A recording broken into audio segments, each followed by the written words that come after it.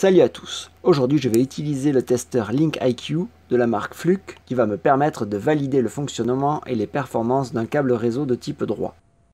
Le kit comprend une sacoche de protection dans laquelle on retrouve le contrôleur LinkIQ. Ce modèle présente l'avantage d'avoir un écran tactile limitant ainsi le nombre de boutons en façade.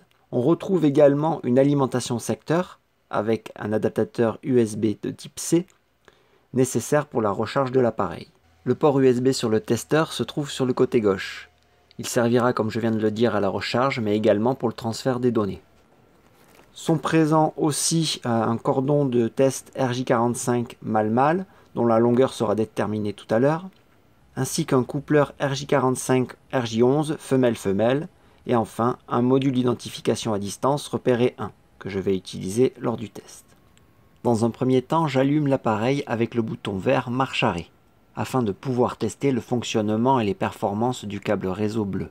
Lorsque l'appareil est allumé, je configure le type de test en appuyant sur les trois petits points en bas à droite. Puis je sélectionne câble test, puis OK.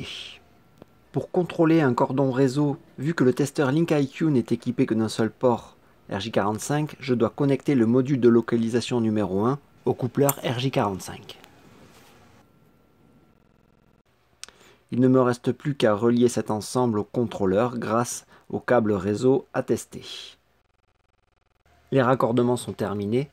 Le test est très simple à réaliser. Il suffit d'appuyer sur le bouton câble test afin de lancer la procédure de validation du câble. Les résultats s'affichent après 5 à 6 secondes et on retrouve les informations suivantes. Lorsque le bandeau supérieur est vert, c'est que le test a réussi et donc le câble est correct. Il est annoncé une longueur d'1,50 m. Au niveau du raccordement des conducteurs, il n'y a pas d'erreur, ou de croisement, ou de fil coupé. On peut voir également la présence d'un 9e conducteur identifié SH pour Shield.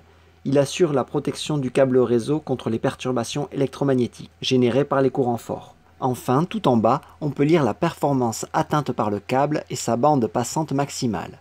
Celui-ci respecte donc le standard 10 Gigabit Ethernet, offrant ainsi des performances optimales. En appuyant sur Save As, je peux sauvegarder ce résultat en lui attribuant un nom et le stocker dans la mémoire de l'appareil pour pouvoir le consulter ultérieurement. Chaque test est donc identifié par son nom, par le lieu d'intervention. On peut également préciser le nom de la personne qui a réalisé le test.